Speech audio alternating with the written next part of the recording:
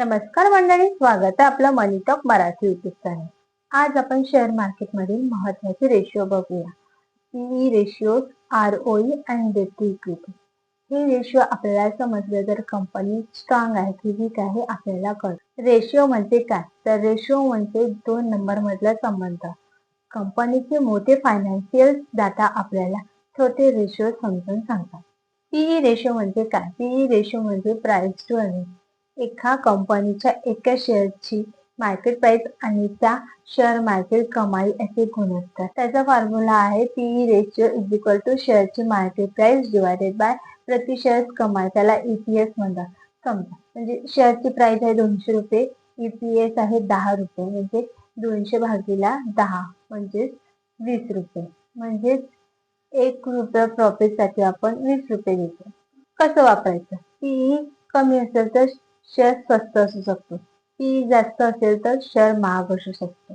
ROE म्हणजे काय? ROE म्हणजे return on equity. Company share होल्डरच्या पैशावर किती प्रॉफिट कमवतो, कंपनी किती इफिशियंट आहे. त्याचा फॉर्म्युला आहे net profit divided by share holder equity into 100. Example बघा, प्रॉफिट 20 कोटी आहे, इक्विटी 100 कोटी आहे, म्हणजे आरओई 20%. कसं समजायचं?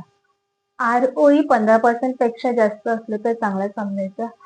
आरओई जेवढी चांगली तेवढी चांगली कंपनी. डेट टू इक्विटी, कंपनीकडे किती कर्ज आहे आणि त्यांचा स्वतःचा पैसा किती आहे हे रेशिओ सांगणारे म्हणजे debt to equity. Debt to equity मध्ये रिस्क किती आहे आपल्याला हे कळतं. त्याचा फॉर्म्युला आहे डेट टू इक्विटी म्हणजे total debt divided by equity. Example, debt आहे 50 कोटी, इक्विटी आहे 100 कोटी. डेट टू इक्विटी आहे म्हणजे 0.5. कसं समजायचं? 0.5 ते 1 कोटी दरम्यान सेफ. 1 कोटी पेक्षा जास्त कर्ज असलं तर रिस्क. कमी डेट, सुरक्षित इन्व्हेस्टमेंट. रेशिओ एकत्र कसं वापरायचं? तर फक्त रेशिओ बघायचं नाही तर सगळं चेक करायचं.